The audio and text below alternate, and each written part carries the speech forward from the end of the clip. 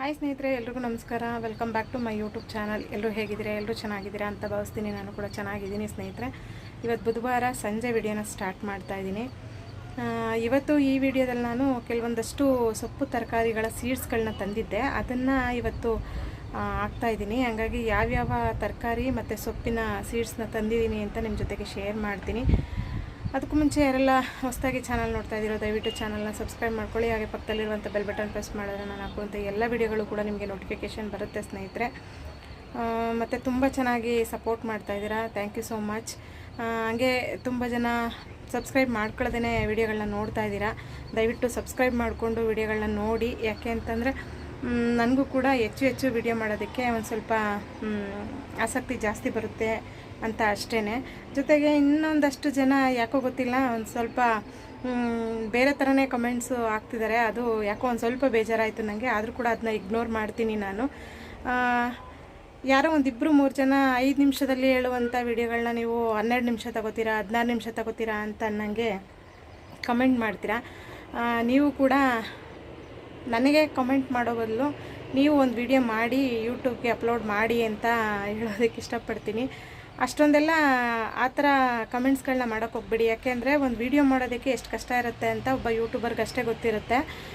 ಜೊತೆಗೆ ಆದರೆ ಸಪೋರ್ಟ್ ಮಾಡಿ, ಇಲ್ಲ ಅಂತಂದರೆ ತೊಂದರೆ ಇಲ್ಲ.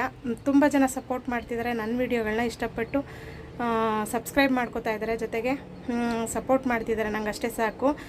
ದಯವಿಟ್ಟು ಆ ರೀತಿ ಕಮೆಂಟ್ಸ್ಗಳನ್ನ ಮಾಡೋಕ್ಕೆ ಹೋಗಬೇಡಿ. ಇಷ್ಟ ಇದ್ದರೆ ವಿಡಿಯೋ ನೋಡಿ, ಇಲ್ಲಾಂದರೆ ಮುಂದಕ್ಕೆ ತಳ್ಳಿಬಿಟ್ಟು ಹೋಗ್ತಾಯಿರಿ ಅಷ್ಟೇ. ಅದನ್ನು ಬಿಟ್ಟು ಇನ್ನೇನಿಲ್ಲ. ನಾನು ತಲೆ ಕೆಡಿಸ್ಕೊಳ್ಳೋದಿಲ್ಲ ಆ ಥರ ಕಮೆಂಟ್ಸ್ಗಳಿಗೆಲ್ಲನೂ.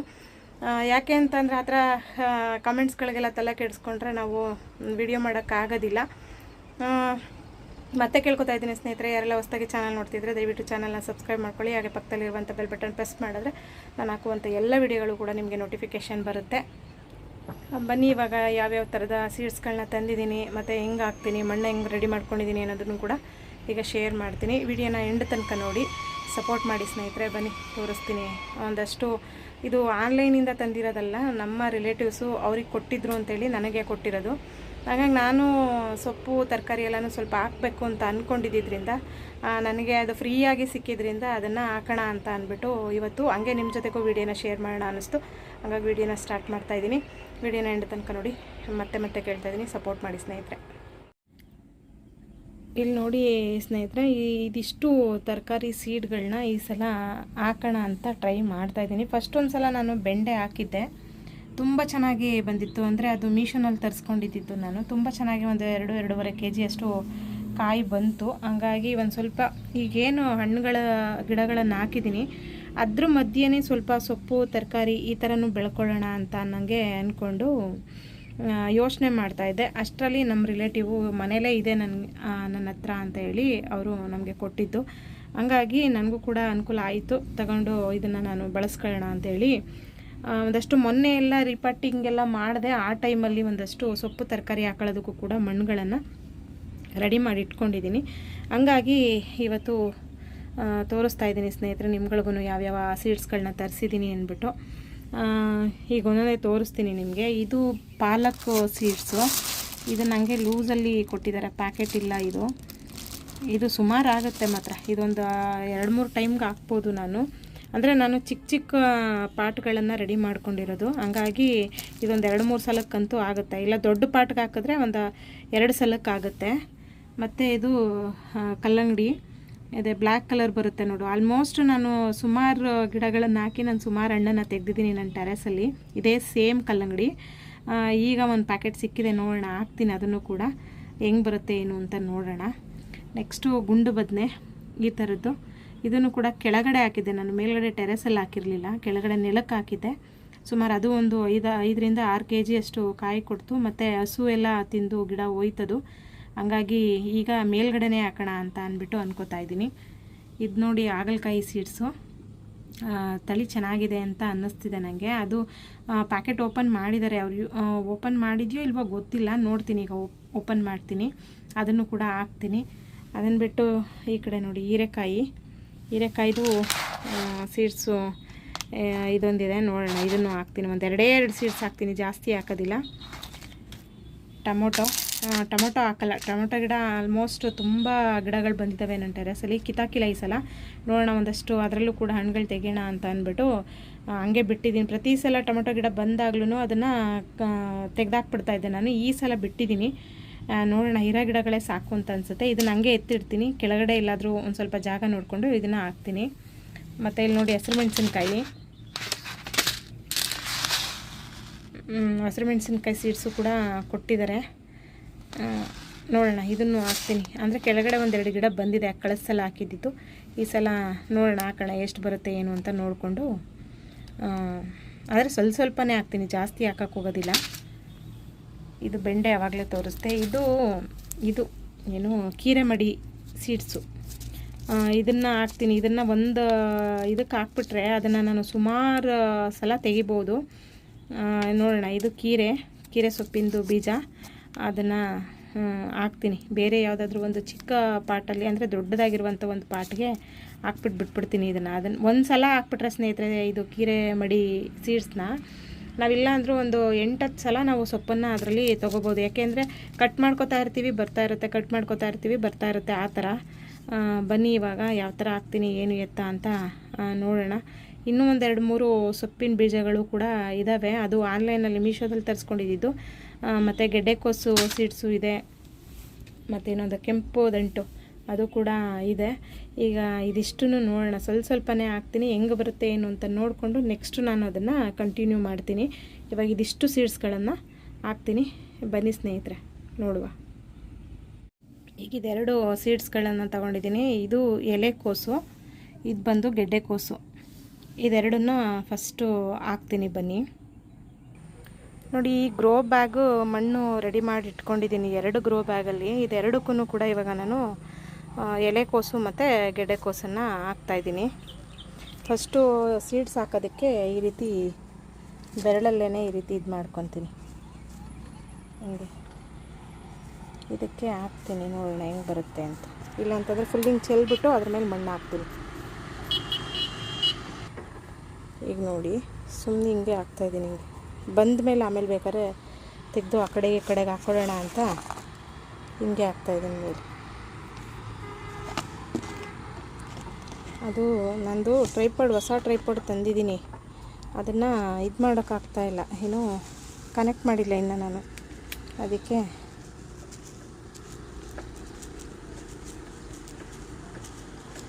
ಎಷ್ಟು ಗಿಡ ಬರುತ್ತೆ ಅಷ್ಟು ಬರಲಿ, ನೋಡೋಣ. ಇದ್ರ ಮೇಲೆ ಸ್ವಲ್ಪ ಮಣ್ಣು ಹಾಕ್ತೀನಿ. ಈಗ ನೆಕ್ಸ್ಟ್ ಇದು ಗೆಡ್ಡೆಕೋಸು ಗಿಡ. ಇದನ್ನು ಸ್ವಲ್ಪ ಮಣ್ಣಿಗೆ ಸೈಡ್ಗೆ ಇಟ್ಕೊಂಡು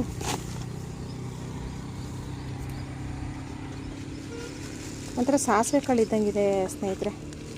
ಸಾಸಿವೆ ಕಾಳು ಥರನೇ ಕಾಣಿಸ್ತಿದೆ ಇದು.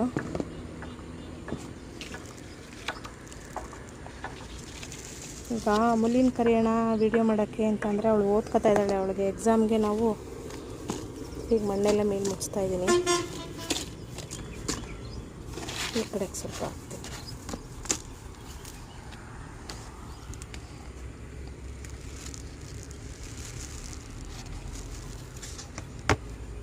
ಅವಳಿಗೆ ನಾನು ತೊಂದರೆ ಕೊಡೋಕ್ಕಾಗೋದಿಲ್ಲ, ಹಾಗಾಗಿ ನಾನೇನೆ ಹಿಂಗೆ ಇದು ಮಾಡ್ಕೊತಾ ಇದ್ದೀನಿ.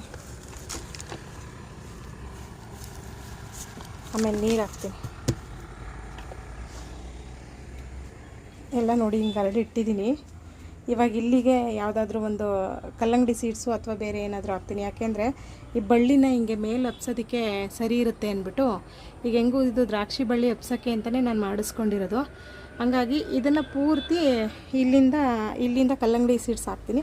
ಹಿಂಗಿಂದ ಅಲ್ಲಿಗೊಂದು ದಾರ ಕಟ್ಬಿಟ್ಟು ಅದನ್ನು ಮೇಲ್ಗಡೆ ತಾರಸಿ ಮೇಲಕ್ಕೆ ಬಿಟ್ಬಿಡ್ತೀನಿ ಸ್ನೇಹಿತರೆ. ಹಂಗೇ ಈಗ ಇಲ್ಲಿಗೆ ಕಲ್ಲಂಗಡಿ ಸೀಡ್ಸು ಮತ್ತು ಬೇರೆದು ಯಾವುದಾದ್ರೂ ಸೀಡ್ಸ್ಗಳನ್ನ ಹಾಕ್ತೀನಿ. ಈ ಕಡೆಗೆ ಇಲ್ಲಿ ಈಗ ಹಾಕ್ತೀನಿ, ಈ ಮೂಲೆಗೆ. ಅಂದರೆ ಒಂದು 4 ಹಾಕ್ತಾಯಿದ್ದೀನಿ. ನೋಡಿ ಯಾವ ಥರ ಇದೆ ಅಂತ ಸೀಡ್ಸ್. ಇದೊಂದು 4 ಹಾಕ್ತೀನಿ ಇಲ್ಲಿಗೆ, ಸಾಕು. ಅದು 4 ಗಿಡ ಬಂದುಬಿಟ್ರೆ ಸಾಕು, ಮಸ್ತು. ನಮ್ಮ ಫ್ಯಾಮಿಲಿಗೆ ಬೇಕಾದಷ್ಟು ಹಣ್ಣುಗಳು ಸಿಗುತ್ತೆ. ಈ ಒಂದು ಟಬ್ಗೆ ಇದು ಬದನೆ ಬೀಜ ಹಾಕೋಣ ಅಂತ. ಇಲ್ಲಿ ನೋಡಿ, ಇದಿಷ್ಟೇ ಆಗ್ತಾಯಿದ್ದೀನಿ, ಜಾಸ್ತಿ ಆಗ್ತಾಯಿಲ್ಲ. ಫಸ್ಟು ಟ್ರೈ ಮಾಡೋಣ ಅಂತ ಅಂದ್ಬಿಟ್ಟು ಹಾಕ್ತಾಯಿರೋದು.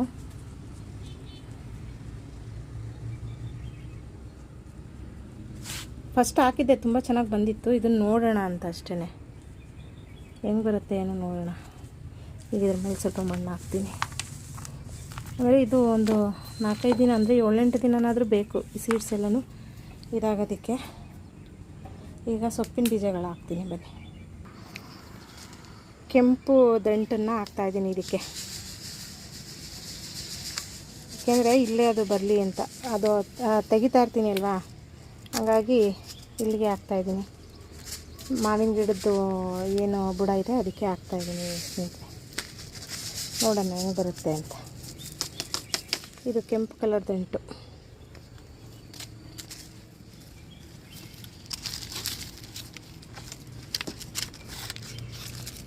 ಮಣ್ಣು ಮಾತ್ರ ತುಂಬ ಚೆನ್ನಾಗಿ ಗೊಬ್ಬರ ಇದೆಲ್ಲ ಕೊಟ್ಟು ತುಂಬ ಚೆನ್ನಾಗಿ ಹದವಾಗಿದೆ. ಹಾಗಾಗಿ ನೋಡೋಣ ಎಷ್ಟು ಬರುತ್ತೆ ಏನು ಅಂತ. ನೆಕ್ಸ್ಟ್ ಇನ್ನು ಉಳಿದಂಥ ಸೀಡ್ಸ್ಗಳೆಲ್ಲ ಹಾಕ್ಬಿಟ್ಟು ಸಿಗ್ತೀನಿ ನಿಮಗೆ. ನೋಡಿ, ಇವಾಗ ಇದಕ್ಕೆ ಫುಲ್ಲು ಸೀಡ್ಸ್ ಹಾಕಿದ್ದೀನಿ. ಇದಕ್ಕೆ ಗೆಡ್ಡೆಕೋಸು ಹಾಕಿದ್ದೀನಿ, ಮತ್ತು ಇದಕ್ಕೆ ಎಲೆಕೋಸು ಹಾಕಿದ್ದೀನಿ. ಎಲೆಕೋಸು ಎಲ್ಲನೂ ಹಾಕಿ ಅದ್ರ ಮೇಲೆ ಮಣ್ಣು ಅಂದರೆ ಸೀಡ್ಸ್ ಹಾಕಿದ್ದೀನಿ, ಅದ್ರ ಮೇಲೆ ಮಣ್ಣು ಮುಚ್ಚಿದ್ದೀನಿ. ನೋಡೋಣ ಬರುತ್ತೋ ಇಲ್ವೋ ಅಂತ ಗೊತ್ತಾಗೋದು. ಅಂದರೆ ಇದನ್ನು ತರಿಸಿ ನಾನು ಸುಮಾರು ದಿನ ಆಗಿತ್ತು. ನೋಡೋಣ ಬಂದರೆ ಬೋನಸ್ಸು, ಇಲ್ಲ ಅಂತಂದರೆ ಬೇರೆ ಏನಾದರೂ ಹಾಕೋಣ ಅಂತ ಅಷ್ಟೇ. ಮತ್ತು ಇಲ್ಲಿ ಪಾಲಕ್ ಹಾಕಿದ್ದೀನಿ. ಪಾಲಕ್ಕು ಮತ್ತು ಕಲ್ಲಂಗಡಿ ಬೀಜ ಆವಾಗಲೇ ತೋರಿಸಿದ್ನಲ್ಲ ನಾನು, ಪಾಲಕ್ ಹಾಕಿದ್ದೀನಿ ಇಲ್ಲಿಗೆ. ಮತ್ತು ಇಲ್ಲಿ ನಾನು ಬದನೆ ಬೀಜಗಳನ್ನು ಹಾಕಿದ್ದೀನಿ, ಗುಂಡು ಬದನೆ, ಇದು ಕಲರ್ ಬರುತ್ತಲ್ಲ ಅದು. ಇದಕ್ಕೆ ಬದನೆ ಬೀಜ ಹಾಕಿದ್ದೀನಿ. ನೋಡುವ ಎಷ್ಟು ಬರುತ್ತೆ ಏನು ಅಂತ ಅಂದ್ಬಿಟ್ಟು. ಇದಕ್ಕೆ ಕೆಂಪು ದಂಟು ಹಾಕಿದ್ದೀನಿ, ಅದೇ ಇದು ಕೆಂಪು ದಂಟು. ಮತ್ತು ಇಲ್ಲಿಗೆ ಹಸಿರು ಮೆಣಸಿನ್ಕಾಯಿ ಸೀಡ್ಸ್ಗಳನ್ನ ಹಾಕಿದ್ದೀನಿ. ಸ್ವಲ್ಪ ಡ್ರಮ್ಮು ದೊಡ್ಡದಾಗಿರೋದ್ರಿಂದ ಎಷ್ಟು ಬರುತ್ತೋ ಅಷ್ಟು ಬರಲಿ ಅಂತ ಅಂದ್ಬಿಟ್ಟು ಇದಕ್ಕೆ ಮೆಣಸಿನ ಬೀಜಗಳನ್ನು ಹಾಕಿದ್ದೀನಿ ಸ್ನೇಹಿತರೆ. ಹಾಗೆ ಬನ್ನಿ, ಇವಾಗ ಒಂದು ಸಪೋಟ ಹಣ್ಣಾಗೈತೆ, ಅದನ್ನು ಕಿತ್ಕೊಳ್ಳೋದ.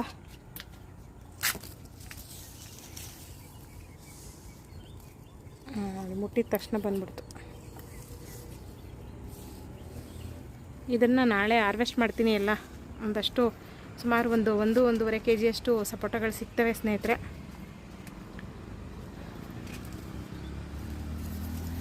ನೋಡ್ತಾ ಇದ್ದೀನಿ ಯಾವ್ಯಾವ ಹಾರ್ವೆಸ್ಟ್ ಮಾಡ್ಬೋದು ಅಂತ.